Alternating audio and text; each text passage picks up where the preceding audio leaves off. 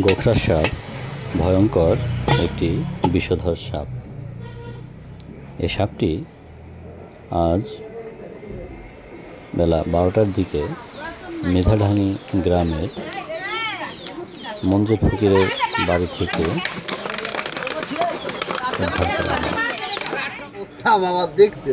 চুয়াডাঙ্গার সাগর নামে এক যুবক এই সাপটি সুকৌশলে ধরে। সাগর পেশায় একজন ট্রলি চালক। তিনি শখের বশে বিভিন্ন প্রজাতির সাপ ধরেন এবং পরবর্তীতে নির্জন এলাকায় ছেড়ে দেন।